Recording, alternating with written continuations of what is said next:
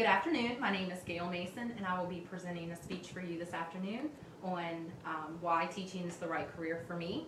This is a speech prepared for my Speech 101 course at Liberty University. I have an audience this evening.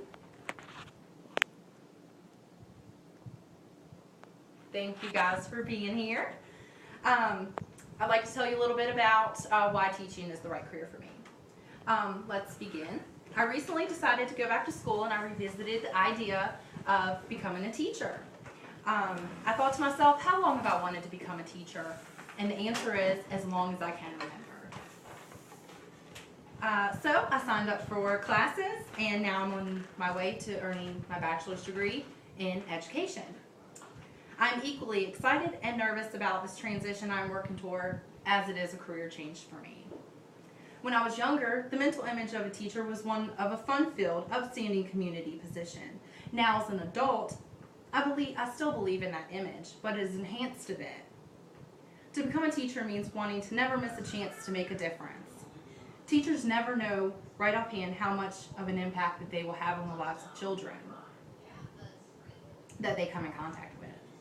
Perhaps more than any other profession, teachers behold the future in their hands. We expect a great deal from our teachers, and we owe them so much in return. Other than the parent, there is no other person who has a greater responsibility to the children other than teachers. So let me explain to you a little bit of what teaching means to me.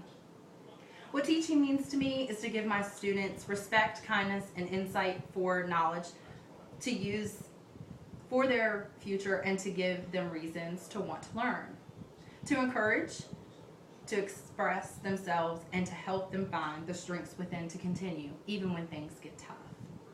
I want to make learning fun. I want to enjoy my job, build relationships, and to make a classroom experience my students will kindly reflect on for a lifetime. So, a little bit about me. I've worked in an office setting for many years. I have a 15-year-old son and a 20-month-old daughter. You heard that right. They're 14 years apart. So, when I was trying to determine the best thing for my future, I had to take many things into consideration. I researched projected employment growth for teachers. Surprisingly enough, it's on the rise 17% through 2020.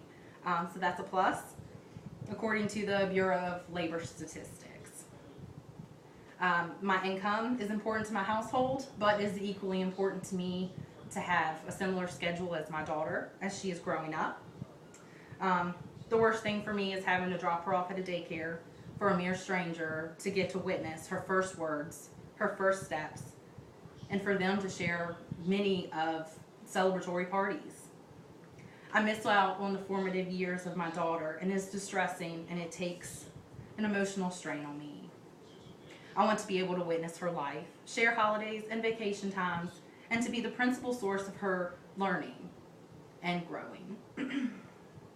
I watched a teacher survivor skills video available at Liberty University online library. I found reassurance in that video that a lot of the other teachers that came before me had the same fears that I had. The anxious feelings aligned the same as, the ones that I feel. I believe organizational skills are a plus in the teaching world.